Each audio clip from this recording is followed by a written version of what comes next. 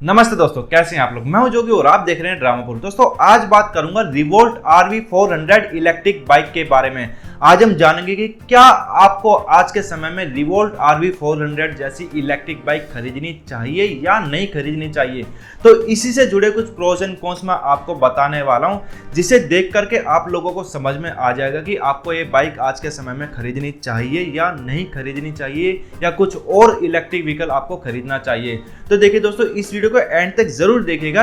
And तक देखने से पहले डिसीजन मत बनाइएगा, वीडियो को एंड तक देखिएगा ताकि आप अच्छे से डिसीजन बना सके कि आपको ये बाइक खरीदनी चाहिए या नहीं खरीदनी चाहिए।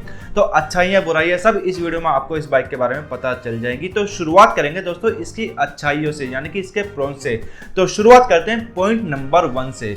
पॉइंट नंबर 1 तो यही है दोस्तों कि ये एक इलेक्ट्रिक बाइक है एंड इंडियन रोड पर सबसे ज्यादा दिखने वाली इलेक्ट्रिक बाइक ये बन चुकी है एंड इजीली एक्सेसिबल ये बाइक है। इजीली एक्सेसिबल से मेरा मतलब ये है कि आप इसको इजीली खरीद सकते हैं। इसको 3 तरीके से खरीदा जा सकता है आज के समय में। एक तो इसको आप ऑनलाइन बुक करा सकते हैं इनकी ऑफिशियल वेबसाइट से, जिसके बाद आपको डिलीवरी मिल जाएगी।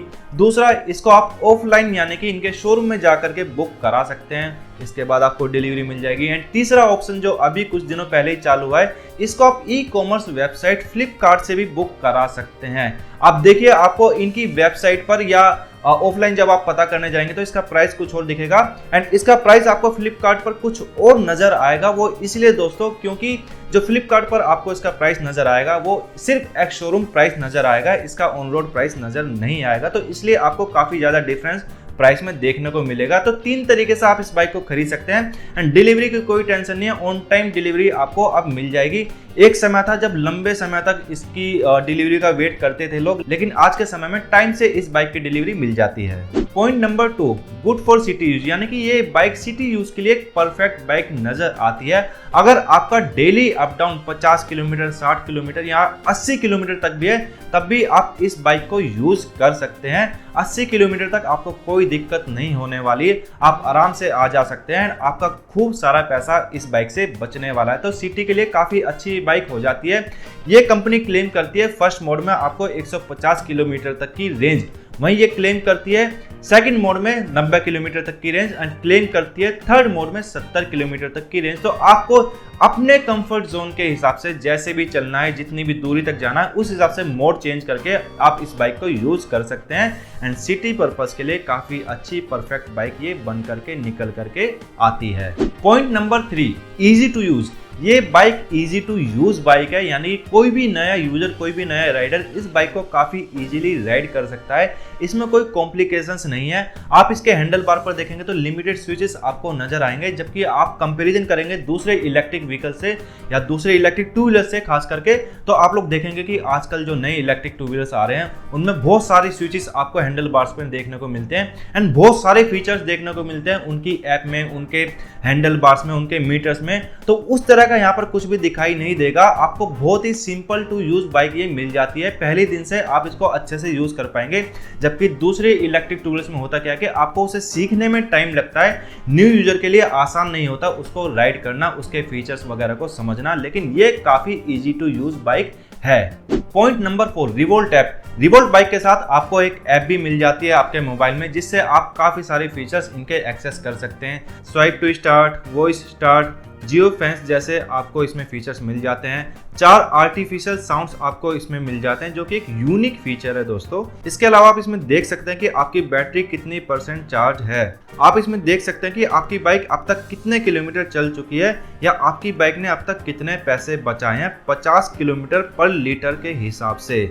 एंड इसके साथ साथ आप इसमें डेली राइड भी देख सकते हैं कि आप डेली कितना किलोमीटर राइड करते हैं अपनी बाइक को, या कोई और अगर आपकी बाइक लेकर के जाता है तो उसने कितना किलोमीटर चलाई है वो भी आप देख सकते हैं। कौन सी जगह आपकी बाइक गई है वो भी आप देख सकते हैं। तो काफ़ी इस तरह के फीचर्स आपको इसमें देखने को मिल जाते हैं। बैटरी हेल्थ इसमें आपको पता चल जाती है, बाइक का टेम्परेचर इसमें आपको पता चल जाता है।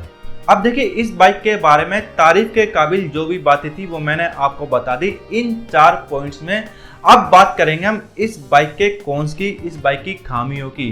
तो खामियों में जो पॉइंट नंबर 1 है दोस्तों, वो है एक्यूरेसी इसके ऐप की। अब देखिए, मैं ऐप की ही बात कर रहा था, उसी से कंटिन्यू करता हूँ। देखिए, ऐप के बारे में मैंने बताया क्या क्या फीचर आपको मिलते हैं, लेकिन दोस्तों इसकी ऐप एक्यूरेट नहीं है। एक्यूरेट कैसे नहीं है? आप अगर देखेंगे आपकी बाइक में कि आपकी बाइक अभी तक कितने हजार किलोमीटर या कितने 100 किलोमीटर चल चुकी है, वहीं आप अगर देखेंगे आपकी ऐप में कि कितने किलोमीटर आपकी बाइक चल चुकी है, तो आप एक बड़ा डिफरेंस वहां पर देखेंगे। किसी की ऐप में आपको 200 किलोमीटर तक का फर्क नजर आ जाएगा, किसी की ऐप में आपको 1000 किलोमीटर तक का ही फर्क नजर आ जाएगा। तो इतना फर्क आपको नजर आता है आपके बाइक के मीटर में एंड आपकी ऐप में, तो इतना ज़्यादा डिफरेंस नजर आता है। तो बिल्कुल भी एक्यूरेसी नहीं है। दूसरा एक पॉइंट ऐप के बारे में ये भी है कि इसकी ऐप अपना बंद हो जाती है, यानी कि कई बार आप इमरजेंसी में बाइक ऐप ऑन करते हैं देखने के लिए कि कितने किलोमीटर की चार्जिंग अभी बची है, कितने % चार्जिंग आपकी बाइक में अभी बची है, तो वो देखने के लिए आप ऑन करते हैं, कुछ भी देखने के लिए ऑन करते हैं, तो आप देखेंगे कि आपने ऐप ऑन करी तो वहाँ पर आपके लॉगिन के लिए नंबर मांगता है आपका, यानी कि लॉगिन करने के लिए बोलता है। इसका मतलब ये कि ऐप खुद बंद हो जाती है। आप कई बार जब भी इसको चालू करेंगे कुछ 4, 5, 6 दिन बाद, तो आपको लॉगिन करना पड़ेगा आपका मोबाइल नंबर डाल करके। तो ये बड़ी दिक्कत है कि ऐप अपना आप ही बंद हो जाती है, आपको बार बार लॉगिन करना होगा, इसमें बार बार साइन आउट हो जाती है अपना। मुझे नहीं पता इसके पीछे क्या रीजन है क्या नहीं, या कोई लॉजिक है या बिना लॉजिक के ये काम चल रहा है, और ऐप पर कंपनी पता नहीं कुछ काम कर रही है नहीं कर रही है, लेकिन ये प्रॉब्लम्स हैं। एक तो एक्यूरेसी की एंड इसका जो ऑटोमेटिक ये ऐप बंद हो जाती है, साइन आउट हो जाती है, एक तो ये प्रॉब्लम है। पॉइंट नंबर 2 है दोस्तों इसकी रेंज। अब देखिए किसी भी तरह के इलेक्ट्रिक व्हीकल में सबसे जरूरी चीज होती है इसकी रेंज। अगर रेंज में ही आपको गड़बड़ मिल जाए तो फिर मामला सारे ही गड़बड़ हो जाता है। तो देखिए अब जैसे कि मैंने कुछ देर पहले आपको बताया इसके एक पॉइंट में कि आपको पहले मोड पर ये 150 किलोमीटर तक की रेंज प्रोवाइड करती है, कंपनी ऐसा क्लेम करती है। सेकंड मोड पे 90 किलोमीटर एंड थर्ड मोड पे 70 किलोमीटर। मगर दोस्तों रियलिटी इससे काफ़ी अलग है। रियल रेंज अगर मैं बात करूं तो पहले मोड में आपको 100 से मैक्सिमम 110 किलोमीटर तक की रेंज आपको मिलेगी, और 110 भी बहुत कम केसेस में ही मिलती है। 100 किलोमीटर तक ही आप मान के चलिए कि आपको पहले मोड में रेंज मिलेगी। कुछ कुछ केसेस में होता है, मैंने देखा है कि 120 या 130 किलोमीटर तक की रेंज भी मिल जाती है, लेकिन वो तब जब आप बहुत ही धीमे आप अपनी बाइक को चलाएंगे, उस केस में वो रेंज आपको मिलती है। अदरवाइज आपको पहले मोड में 100 के अराउंड ही रेंज मिल पाती है। वहीं सेकंड मोड की अगर मैं बात करूं तो सेकंड मोड में आपको कंपनी क्लेम करती है 90 किलोमीटर, तो 90 किलोमीटर के आसपास ही रेंज आपको सेकंड मोड में मिल जाती है, तो वहां पे थोड़ी सी एक्यूरेसी है। थर्ड मोड में बात करें तो 70 किलोमीटर कंपनी रेंज की क्लेम करती है, एंड 70 मतलब 60 to 70 के आसपास आपको थर्ड मोड में रेंज मिल जाती है। अब देखिए आप लोग बोलेंगे कि 100 kilometre is also enough for city use, but हाँ ठीक है आपकी बात, मगर दोस्तों वो तब है जब आप सिंगल राइड करते हैं। अगर आप 2 लोग राइड करते हैं यानी कि पिलियन के साथ राइड करते हैं इस बाइक को, तो आपकी रेंज में काफ़ी ज़्यादा फर्क देखने को मिल जाता है।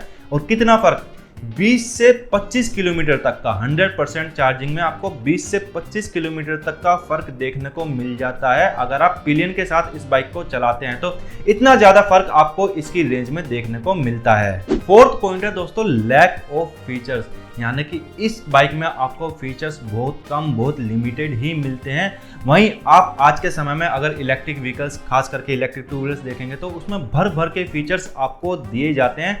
ये कंपनी क्लेम करती है कि हमारी most advanced AI enabled bike है, मगर दोस्तों ऐसा हमें देखने में बिल्कुल भी नज़र नहीं आता।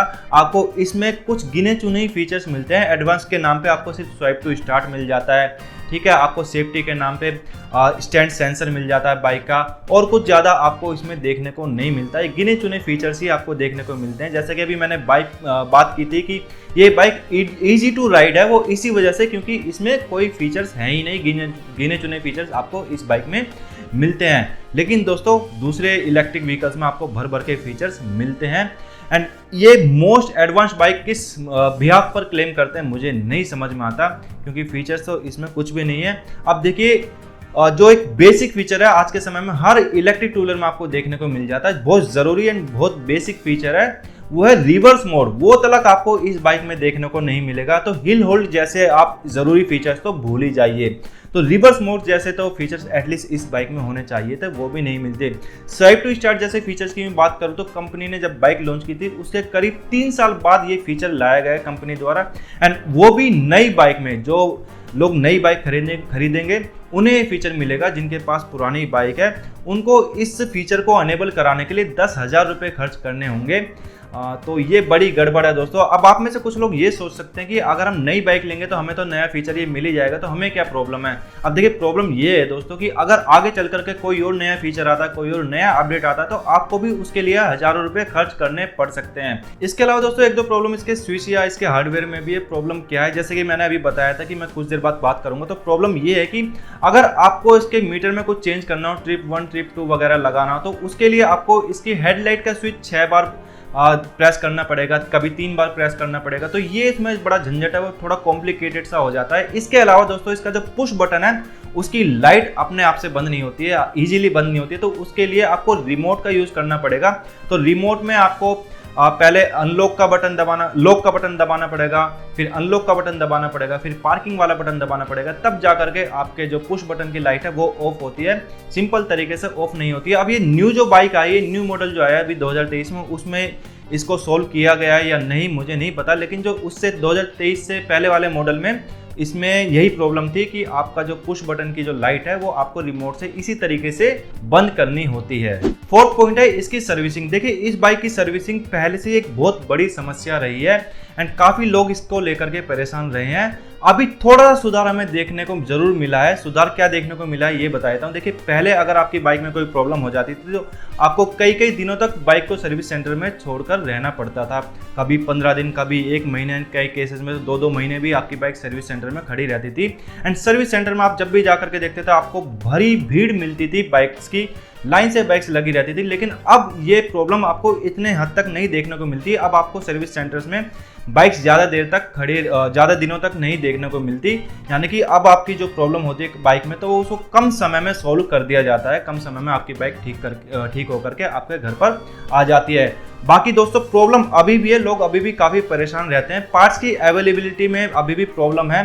जो बाइक का पार्ट आपको शोरूम में इसमें सर्विस सेंटर में मिल जाना चाहिए दिन के दिन, उसको आने में 3 दिन 4 दिन या 15-15 दिन आज भी लग जाते हैं। तो ये सर्विसिंग की प्रॉब्लम पहले भी थी, आज भी है। थोड़ा सा सुधार जरूर हुआ है। मैं उम्मीद करता हूं कि और जल्दी इसमें और ज्यादा सुधार देखने को मिलेगा हमें। पॉइंट नंबर 5 है दोस्तों बाइक की क्वालिटी। अब देखिए बाइक की क्वालिटी में 2 चीजें आ जाती है। एक तो आ जाती है इसकी बिल्ड क्वालिटी एंड एक आ जाती है इसके पार्ट्स की क्वालिटी।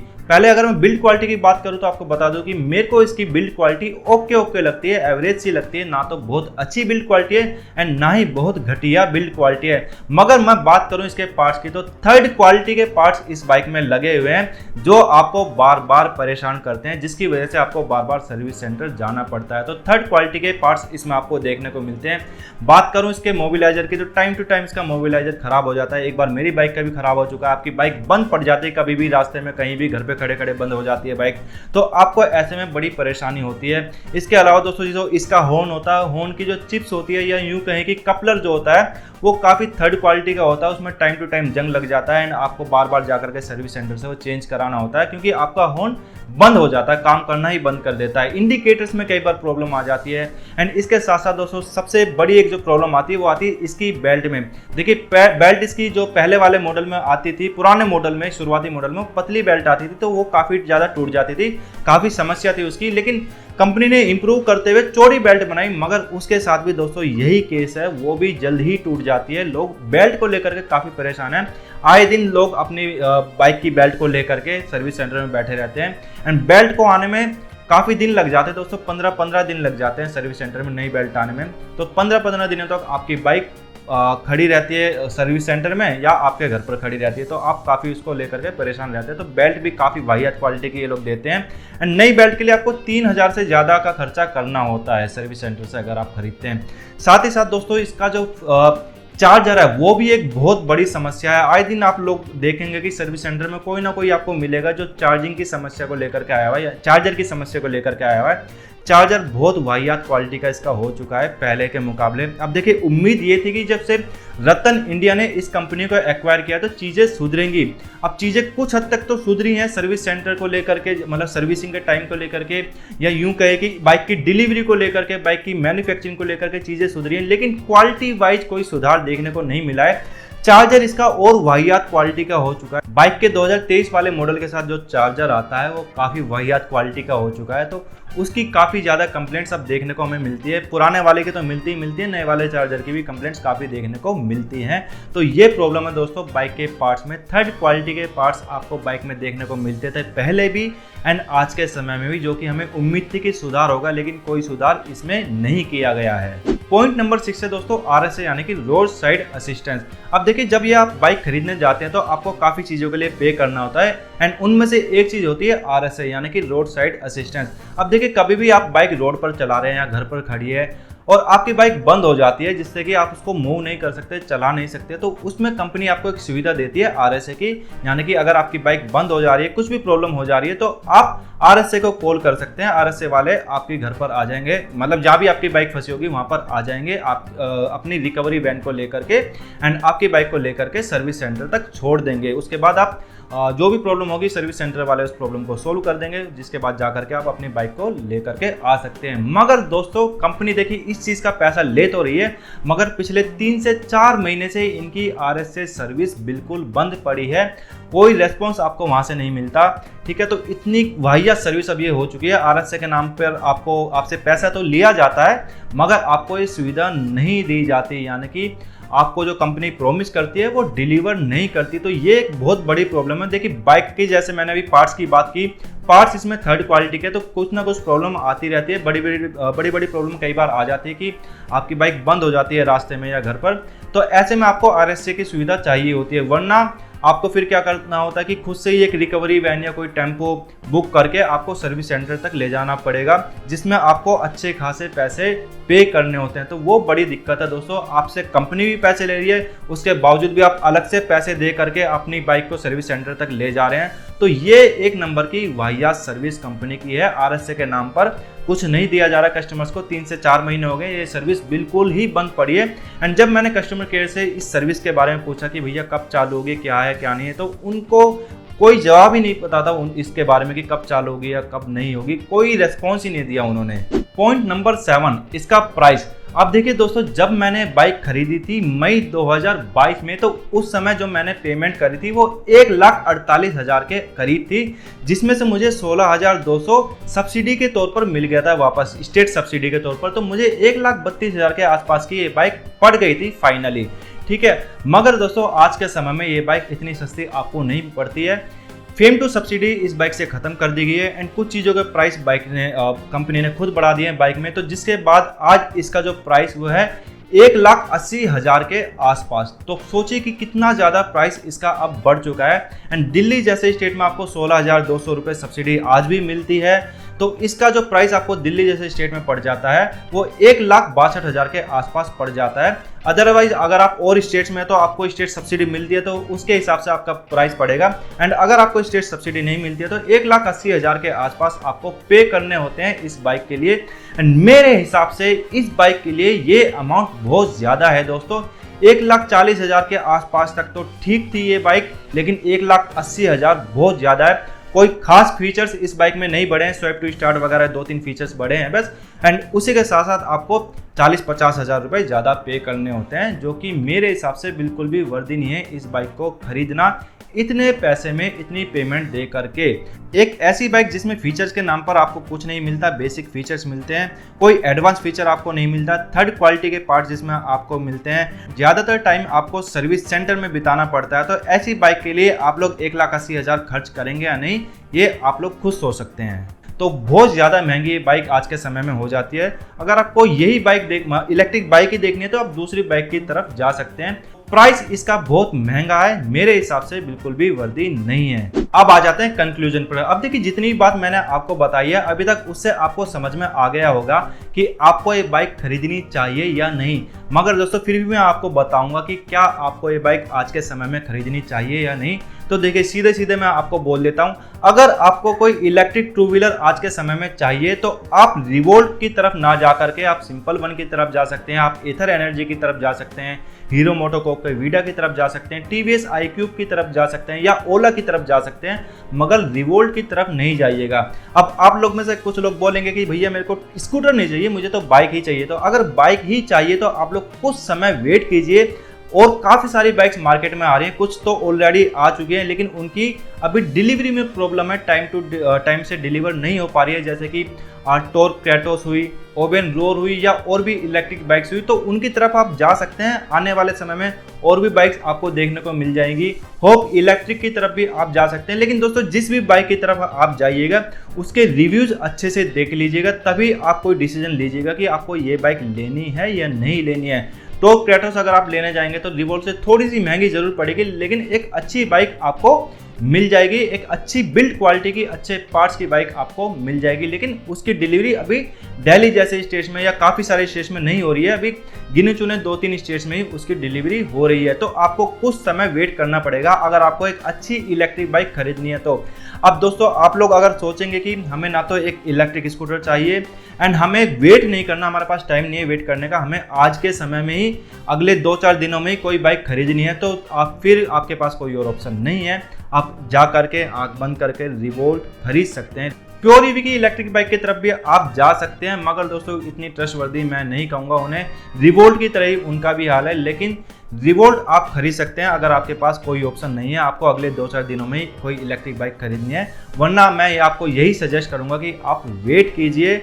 वरना दोस्तों देखिए हाल क्या है इस बाइक का, जब तक रोड पर चल रही है तब तक तो बहुत बढ़िया, कोई दिक्कत नहीं है, आप खूब तारीफ इस बाइक की कर सकते हैं। लेकिन जिस दिन कोई प्रॉब्लम आ गई उसी दिन आप इस बाइक को गाली देना भी शुरू कर देंगे, सर्विस सेंटर्स के चक्कर लगने आपके शुरू हो जाएंगे। तो ये प्रॉब्लम इस बाइक के साथ है।